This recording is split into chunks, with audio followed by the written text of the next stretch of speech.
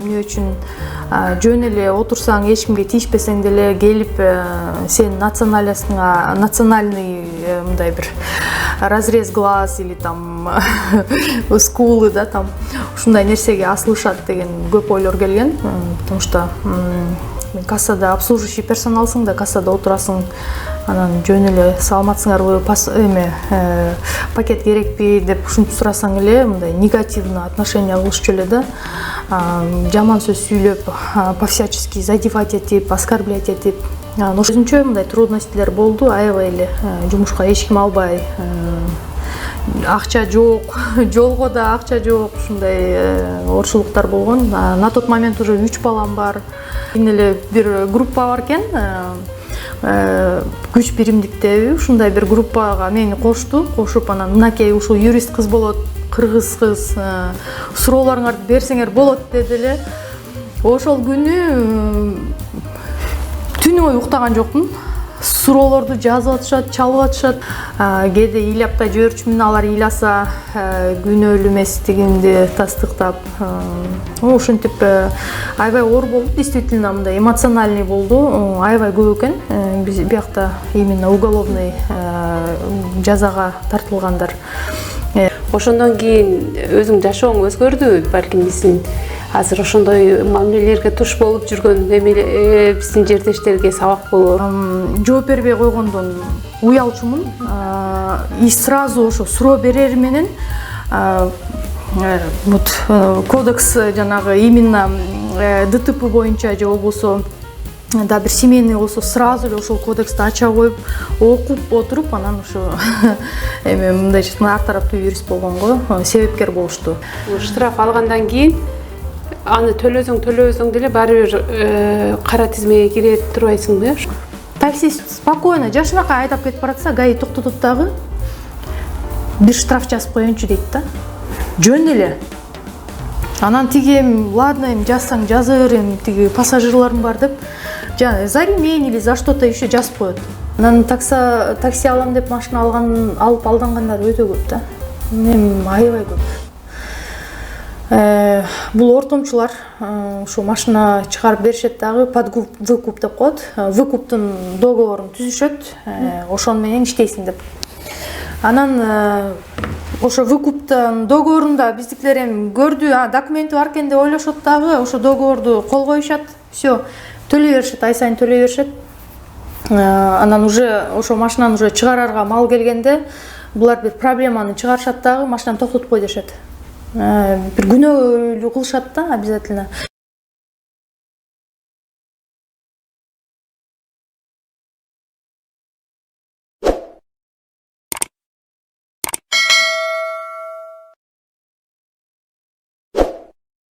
Урматтуу менин YouTube каналымдын көрүүчүлөрү, бүгүн мен юристтен кеңеш алганы келдим. Аны сиздер менен да бөлүшмөкчүмүн. Негизи эле жөнөкөй жарандардын юристке болгон суроолору аябай эле көп. Чет элде жүргөн мигранттардын суроолору андан дагы көбүрөөк. Мен ошолордун негизгилерине жооп алганга аракет кылам. Ал эми менен өзүнүн юридикалык кеңештерин бөлүшө турган биздин татынакай юрист кызыбыз бар. Ал Гулиза Ахматзияева болмокчу. Менен Гулиза. Саламатчылык, эже кош келипсиз. Бул ар бир адамдын жашоосу өзүнчө тарыхта, бирөөдүкү чоң тарых, бирөөдүкү кичине тарых дегендей. Сен дагы бул Москвада өзүңдүн тарыхыңа кайрылгың келип атат да, кайсыл жылдан баштап сен Москваң башталды, кайсыл райондон, кандай иштерди иштедиң, ошолор менен бөлүшсөң. Мен жаңы Москвага келгенде 22 жашта болчумун. 2007-жылы келгем. Биринчи келгенде эле Черкизовский деген районго келгем. Ал жакта эжем тосуп алган мени. Анан ошентип Москва деген жашоо башталган. Обычный эле мигрант болуп келгем. Биринчи эле кадам Москвага келгенде магазинге жумушка кирдим, кассир болуп. Ошондо кассир болуп иштеп атканда өзүмө көп суроо берет элем. Мен ушул жумушта өмүр бою иштей аламбы, ушул кассир жумуш мага жагабы деген суроолорду берчүмүн, потому что обслуживающий персонал болуп иштеп жүргөндө недовольстволор көп болчу со стороны орустар да, национальный признакта көптөгөн мындайча айтканда туура эмес мамилеге дуушар болгом. Ошондон баштап анан мен өзүмдү укугумду коргогонду үйрөнгүм келген да. Жөн эле, например, тышка чыгып кетип баратсаң, полиция токтотот. Жумушка келсең, ар кандай жаман сөздөрдү угасың. Анан биз ушинтип эле жаман сөз угуп, ушундай тоскоолдуктарга, ушундай бир мигрант деген бизди второй сорттуу адам катары кабыл алуу боюнча ушинтип жүрө беребизби деген аябай көптөгөн суроолор келген, көп ыйлагам мындайча айтканда. Анан юридический факультетке тапшырам деп аябай аракет кылгам. Мен ошондо ар бир өткөн студенттер менен, менин кассаман өткөн студенттер менен да сүйлөшкөнгө аракет кылчумун. Каякта окуйсуң, кантип окууга тапшырдың?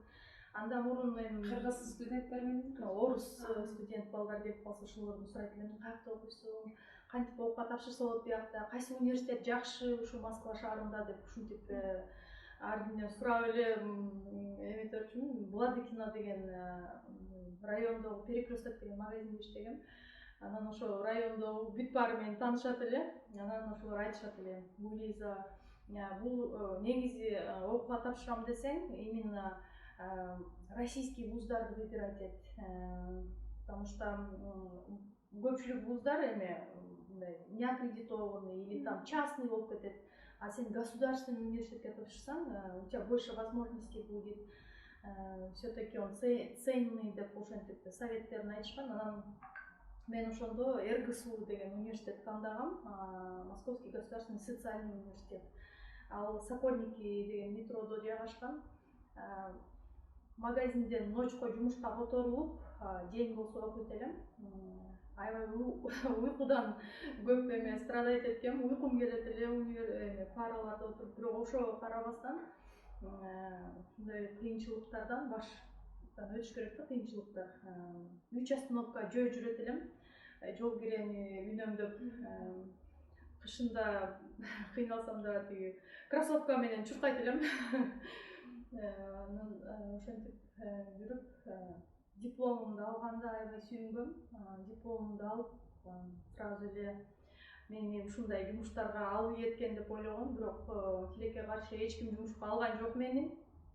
Кыргыз жаран экенсиң дешти. Ар кандай тоскоолдуктар көп болду. Анан волонтерский организациялар бар эле, ошолорго иштедим биринчи. Алар бекер иштетет эле. Бирок аякта көптөгөн юристтер аябай көп эле, опыт ала турган. Ошолорго аралашып, анан иштей баштадым. Жана ошондой эле переводчик болуп, уголовный процесстерге катыша баштадым. Ошентип кадамымды баштасам, мындай кадамымды баштадым. Ошол кассада иштеп жүргөндө адамдардын мамилеси эле сени юрист болууга түрттү же кичинен эле юрист болсом деген тилектериң бар беле? Мен негизи папам айтып калат, кичинекейимден эле мен полицейский болом, мен милиция болом деп чыккенмин да. Мен милиция кичине чоңойгондон кийин баары деле ошол кыялым калып кеткен болуш керек ичимде. Бирөөнү мындай өзүнүн эмеси чоңураак адам обижать этип атса же какой-то мындай угроза кылып жатса, мен ошону защищать эткенге аябай эметет элем, жүгүрүп бара коет элем. Мен өзүмдүн правамды, өзүмдүн укугумду билгим келген. Анан кийин уже семьяма да мындай укуктар боюнча, например, ошол эле квартирада жашасаң, участковый келет. Тышка чыгып кетип баратсаң, полицейский токтотот.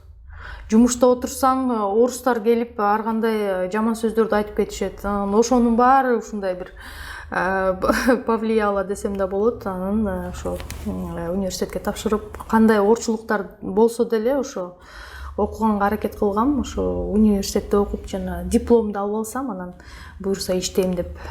Конечно, биринчи эле бүткөндөн кийин эле мени бүт баары эле күтүп алган жок. Иштей коюп, мага иштесин деп.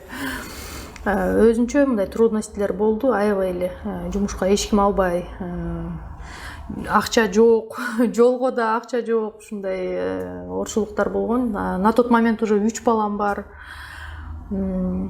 Анан иштеш керек болду. Бекер иштеп жүрө албайсың. Анан ошо переводчик болуп судебный сервис деген эмеге жумушка кирдим.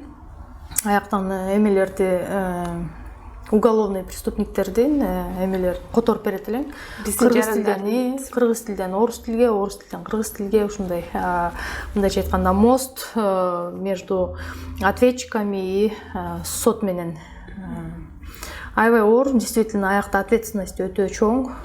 Туура которушуң керек, туура ошо эмоцияны өйдө передавать этишиң керек сотко.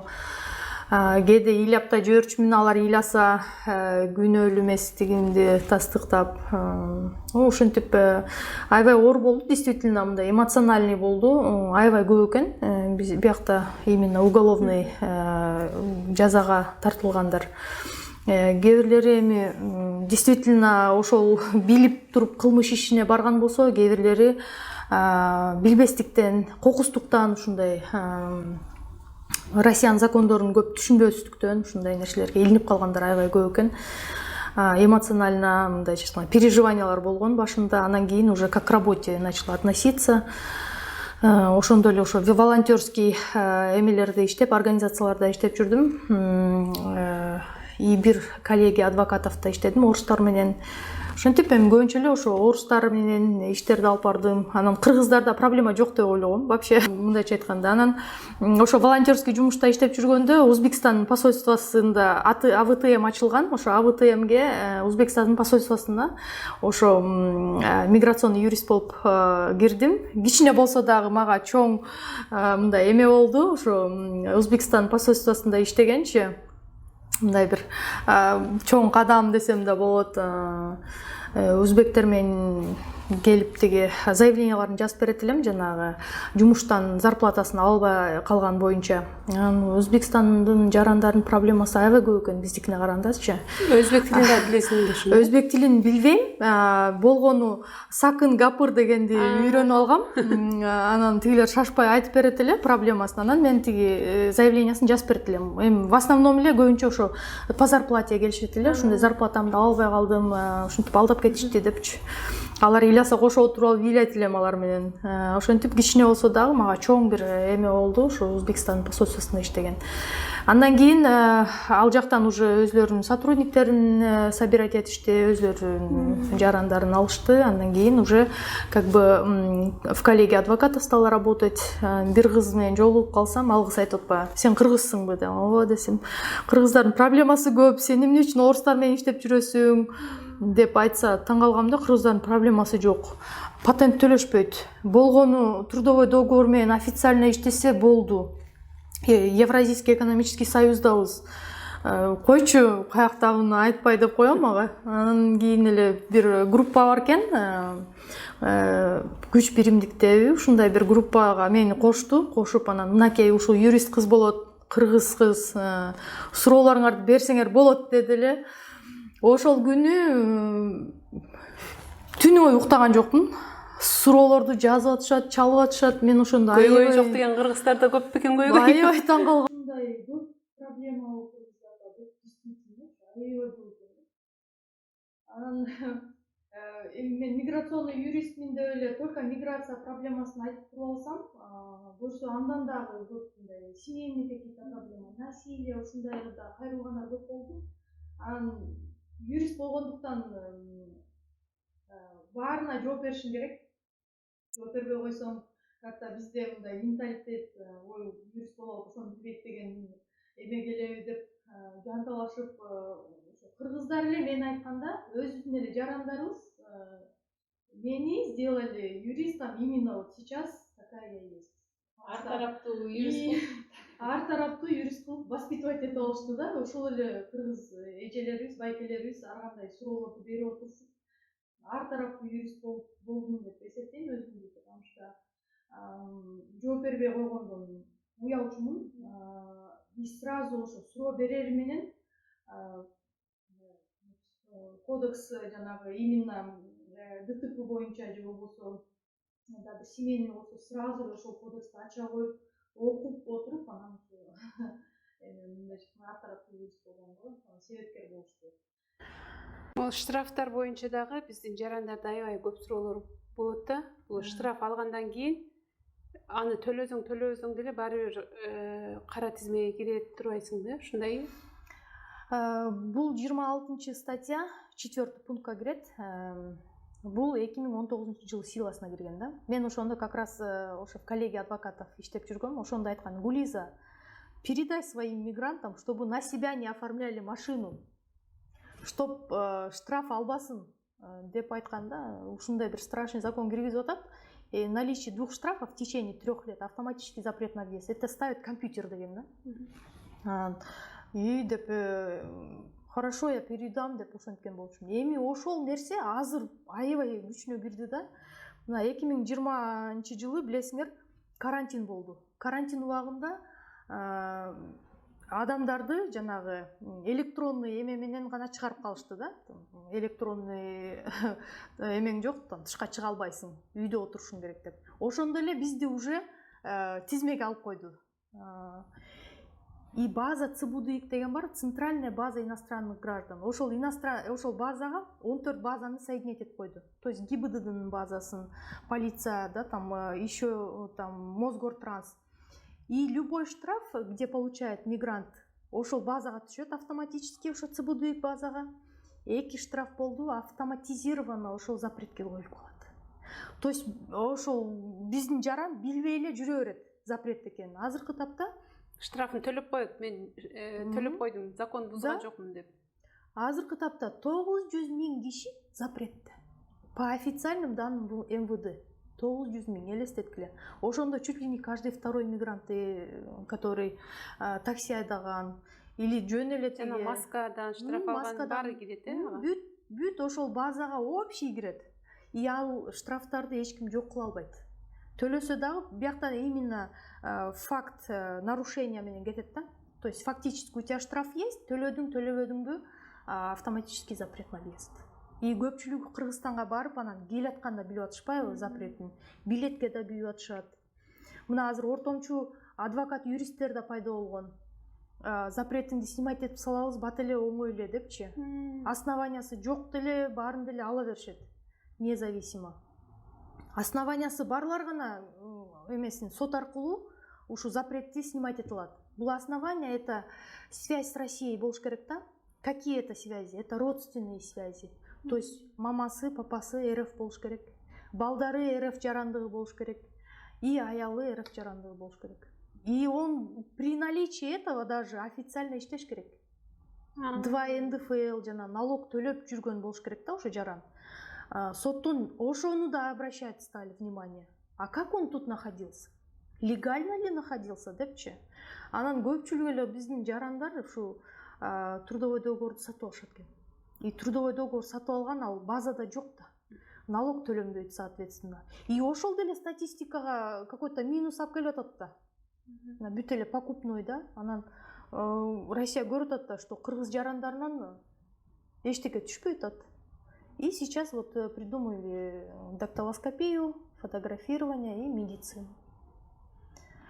Вот ошо, а так любой эле, например, кыргыз жарандыгы легализоваться этип түз жүргөнгө баары эле макул. Просто ошону системаны бизге жакшынакай алып иштеп бергиле. Бизге удобный. Эч кандай ортомчусу жок, эч кандай там третий там лица не нужны. То есть напрямую мы готовы, что государство менен напрямую нормально, легально работать. Монча төлөйсүң айына. Все, иште десең без проблем деген нерсе жок болот атпайбы. Анан азыркы тапта мен көп мындай өзүмдө исследовательский эмелерим бар. Ушу кара тизмеге түшүп калат экенмин деп российский паспорт жарандык алгыбыз келип атат деп көп кайрылып атышат да. Российский жарандык алсак жакшы болот эле деп. Эми ошол деле карабайсыңар, российский паспорт алам деп кайрылып алдангандар да аябай көп да. Российский паспортты основания жок болсо эч ким ала албайт. То есть основание это то же самое. Связь с Россией, да, там родственные. ата энеси РФ болсо подавать этсе болот. Либо совсем эле эч нерсе жок болсо, Россия жергесинде 135 перечень профессий бар. Это легально, официалдуу түрдө. Ошо перечень профессийдин бирөөсүн бияктан окуй койсо, то есть ортомчуларга 200-300 миң бербей, бир образование алса, анан ошо образованиянын основаниясында иштесе, бир 6 айда иштесе, можно сразу ВНЖ алса болот. Шашма түрдө көпчүлүгү ошо ортомчуларга акча берип коюп, азыр менде WhatsApp группа бар, 60 киши ушундай юридический компаниядан пострадали. 200-300 миң деп беришкен и паспорт ала албай калышкан да. То есть андайлар аябай көп. Эгер ата энеси балдары россиянин болбосо, ортомчуларга акча берип жарандык алам деп аракет кылбай эле коюш керек, алданат ал сөзсүз түрдө. Алданат да. Лучше ошол акчаны тура колдонуп, давайте образованияга, то есть инвестирование деп коет, инвестирование в образование. Жайдан алыш керек сөзсүз. Именно Россиянын территориясында, да, именно государственный болуш керек. Техникум окуса деле болот. Техникумдан пусть окуй койсун, 2,5 жылда диплом алат техникумда. Зато образованиясы бар. Ал образованиясы менен любой жакка жумушка кирсе болот. На основании диплома алат. 6 ай иштей койсун, 2 НДФЛ төлөп, пенсионга отчисление кылып. Вот вам профессия, вот вам потом в дальнейшем паспорт. Лишение паспорта болгондор да көп.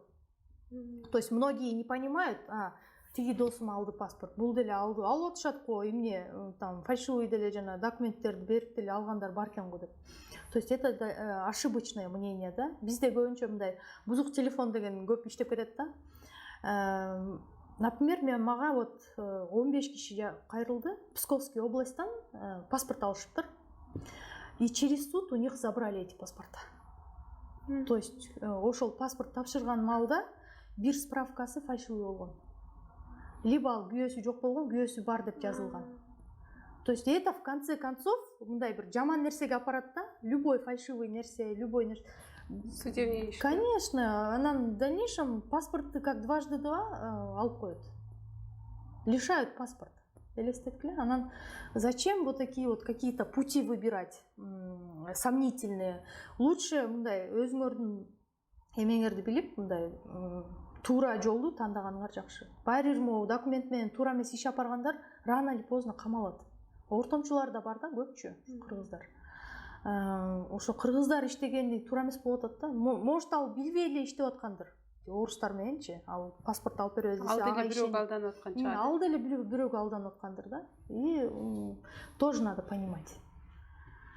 Вот ошо анан эмеге черный списокко кирбейбиз деп эле российский жарандык алып аткандар көп болуп атат. Ошо именно алданып, анан ВНЖ, РВПңар болсо деле, штрафтарыңар болсо, черный списокко киресиңер. Менде азыр 4 жаран бар Кыргызстанда на данный момент. У них ВНЖ бар. ВНЖсы бар. Вид на жительство алышкан. Бирок штрафтар көп болгондуктан запретке киресип болгон. То есть силер көпчүлүк ойлойт да, мен РВП алып алсам или вид на жительство алып алсам запретке кирбейм, жүрө берем деп. Жок, это стереотип, это все неправда. Эгерде действительно силердин эмеңер боло турган болсо, то есть штрафтарыңар болсо, силер по-любому запретке киресиздер. Биздин жердештер Россиядан турак жай сатып алышып, алданып калган учур болуп атат. Анан көбүнчө биздин жигиттерибиз такси тармагында көп иштешет. Ошолор дагы мындай кредитке машина ала коюшуп, көп алданып калып атышат да. Ошолор боюнча дагы кеңештериңи бөлүшө кетсең. Эми эмне дейм, например, баарыбыз эле ушу Москвага бир кыялдарыбызды аткаралы деп, же болбосо үй алалы, машина алып таксовать этип иштейли деген максат менен жүрөт экенбиз да. Ар бир адамдын максаты бар экен. Анан такси алам деп машина алып алдангандар өтө көп да. Мен аябай көп. Бул ортомчулар ушу машина чыгарып беришет дагы, под выкуп деп коет. Выкуптун договорун түзүшөт, ошон менен иштейсиң деп. Анан ошо выкуптун договорунда биздикилер эми көрдү, документи бар экен деп ойлошот дагы, ошо договорду кол коюшат, все, төлөй беришет, ай сайын төлөй беришет. Анан уже ошо машинаны уже чыгарарга мал келгенде, булар бир проблеманы чыгарышат дагы, машинаны токтотуп кой дешет. бир күнөөлүү кылышат да обязательно. Же болбосо башка картага акчаны котортушат дагы. Сен мынча күн ошо договордо жазылууда 1-2 күн кечиксең изымаем машину деген пункттар бар. И машинаны алып коюшат. Например, жайында эле мага канча жаран кайрылды. Эже бүгүн машинаны токтотуп кой дешти. Биз уже төлөп бүтүп калганбыз деп кайрылгандар болгон. К сожалению, бул нерсе менен өтө оор да иштешчи мындайча айтканда. Потому что жөнөкөй адам андай аферистический нерселерди кылбайт да, жөнөкөй адам. Значит, булардын бир жогоруда кишилер бар. Ошон үчүн ошондой договорлор түзүшөт. Ошон үчүн смело машиналарды алып коюшат. Азыр мен да бир иш алып барып атам. Как раз понедельник сотум бар. Машина сатып алышкан 1,5 миллионго. Под выкуп. Бирок выкуп менен эсептегенде почти 2,5 миллион төлөп беришкен. Уже төлөп бүтүшкөн. Анан тиги байке кыргыз жарандыгы болгондуктан тиги оруска айтканда сенин эле атыңда туруп турсун, страховка тем более азыр бүтө элек срогу. Анан кийин өткөрүп бересиң дешкен да, макулдашып, кийин тиги орус кишинин эмелери өзгөрүлүп, мнениясы өзгөрүлүп, дагы 500 000 бер, анан сага өткөрөм деген сунушту айткандагы, и сейчас вот азыр сотко өттү, иши буюрса уже сот чакырды бизди, 7-синде сотко барам. Ошону дароо эле өзүнө өткөрүп алганга мүмкүн беле? Дароо өзүнө өткөрүп алайын десе, өзү кыргыз жарандыгы да тиги байкеч. Анан кыргыз жарандыгына өткөрүп алса, штрафтар түшсө, запретке түшүп калам деген ой менен, тиги ишеним келтирген да. Биз орустарга көбүрөөк ишенебиз, чынын айткандачы, кыргыздар. Потому что бизди кичинекей чагыбыздан орустар алдабайт, орустар честный, орус мүнөз деген нерсе калып кеткен да, мондай стереотип. Анан именно ошол эле орус адвокаттар, именно ошол эле орус эмелер жакшы алдап коет атпайбы кыргыздарды. Анан турак жай боюнча алуунун 6 принципи бар да. Эми аны шашпай отуруп айтып беришим керек, кененирээк.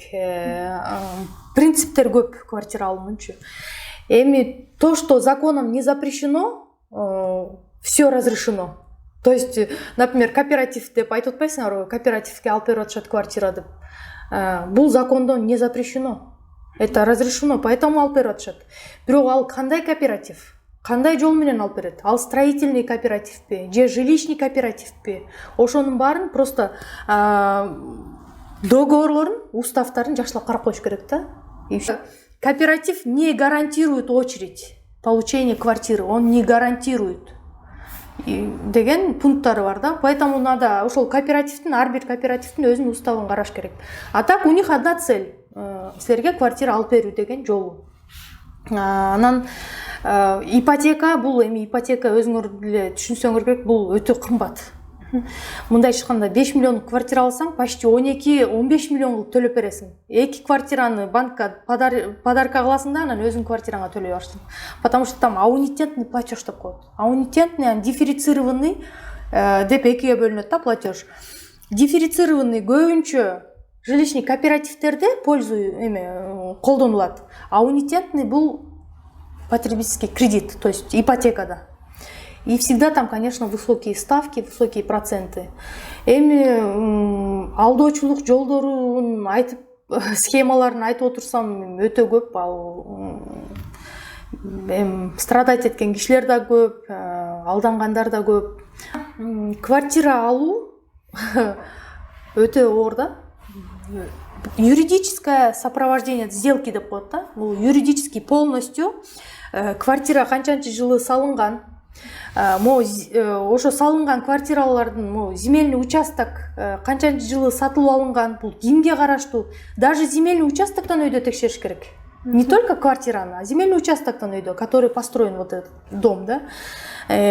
Анан бул квартирада кимдер жашаган, канча жылы өлүшкөн, канча киши прописка болгон, канча жылы киши выписка болгон, бүт ошонун баарын текшериш керек. Юридическая чистота сделки деген бул оңой эмес. Оңой процедура эмес да. Көбүнчөсүнө эле мындай оңойдой көрүнөт. На самом деле бул оңой процесс эмес да. Менде азыркы тапта 2 уголовный иш бар. квартира сатып алышкан по факту 8,5 миллионго бир эже болсо 6,5 миллионго. Бирок ал үйлөр деген городу Москве относятся. То есть ал үйлөр сатыла турбаган үйлөр экен да.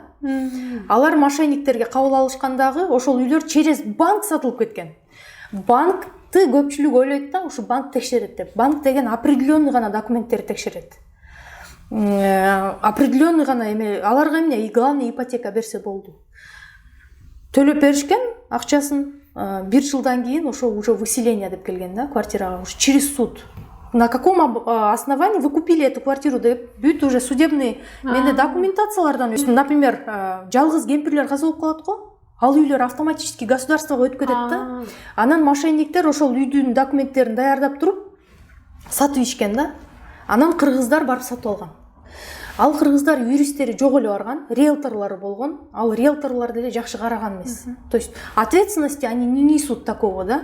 Просто им главное, сделка прошла и все. Банк өткөрдү, болду. Определенный документтер текшерет, болду. А юридический чистота деген ал совсем другое.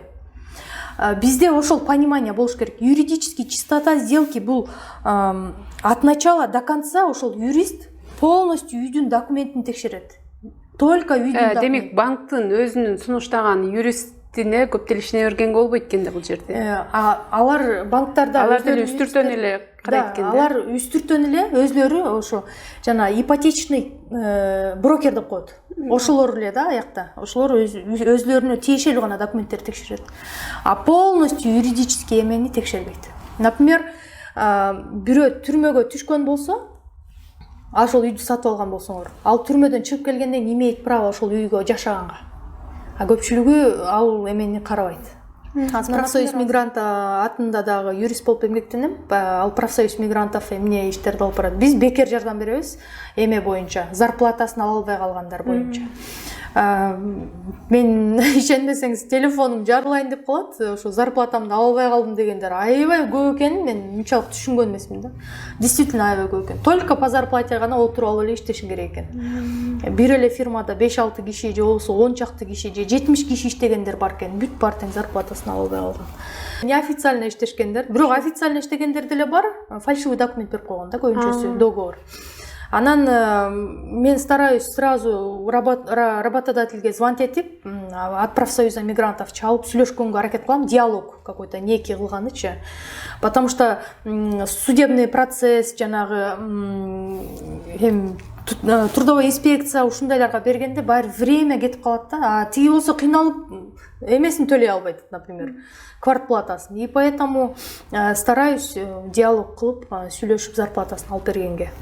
Азыркы тапта иштегениме 3 ай болду. 3 ай ичинде почти 300 миңдей акчаларын алып берип турмун. 300 миң рубльдей.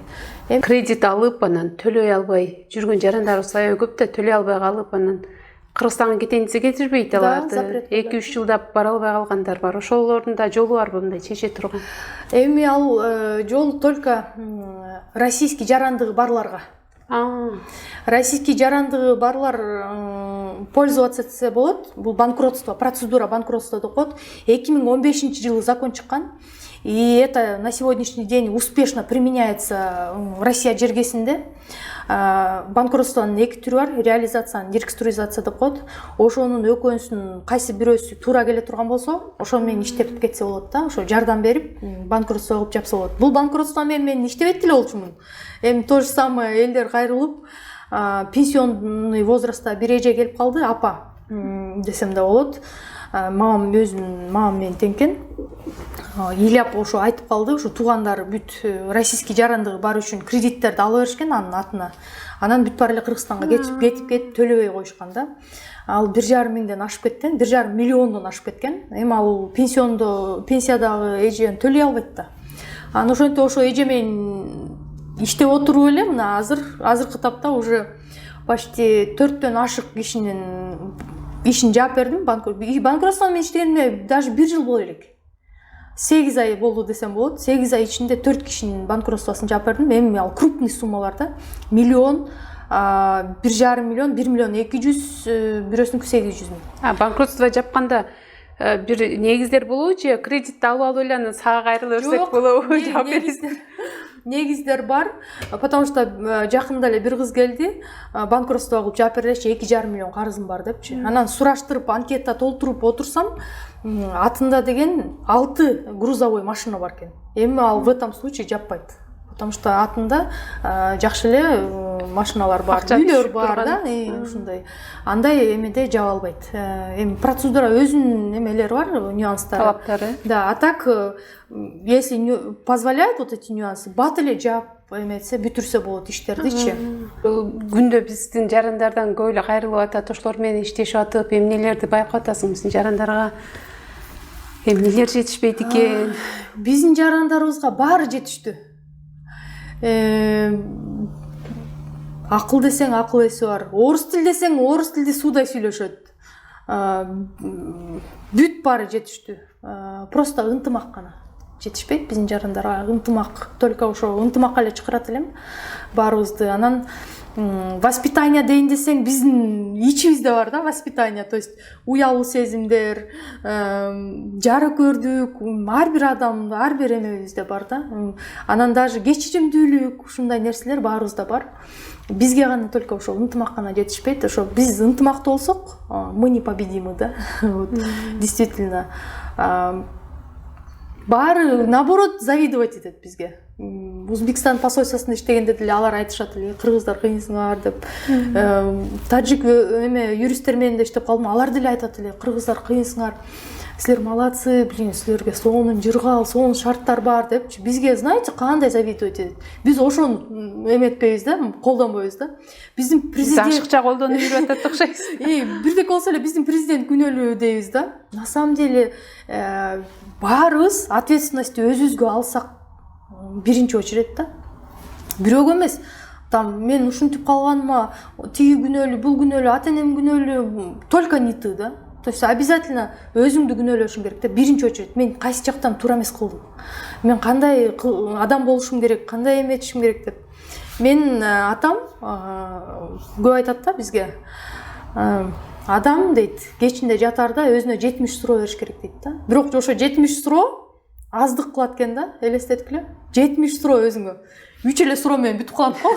Мен кандай адаммын, мен кандай ата-энемин, мен кандай кызмын өзүмдүн ата-энеме деген, анан ошону менен эле бүтүп калат. Ар бир адам ошо суроону өзүнө бериш керек да. Ошондо кеңеш экен. Ответственный болгону үйрөнүш керек. Бир консультацияң канча турат? Юридически бир консультация 1000 рубль. Негизичи. Анан мен көрөм да адамдычы, эгерде действительно кыйналып, консультация акча төлөй албай, мындай бир кеңешке мындай заар болуп атса, мен кеңешимди телефондон аябай берип кое берем. Бирок аябай көп да. Чересчур көп кайрылгандарчы. Анан телефондон бесплатно эле айтып, кеңешимди айтып, мондай кылгыла мынткиле деп, колум бош болсо, обязательно айтып коем да. Анан принципиально там сен акча төлөсөң анан сүйлөйм деген нерсе жок мендечи. Потому что мен өзүм окуп атканда өзүм деле мындай сөз бергем, жардам берем, колуман келишинче эметем деп. Анан мага деле жашоо керек. Көбүнчө эмелерим бар эле платный, только единственный ошо зарплата боюнча бекер.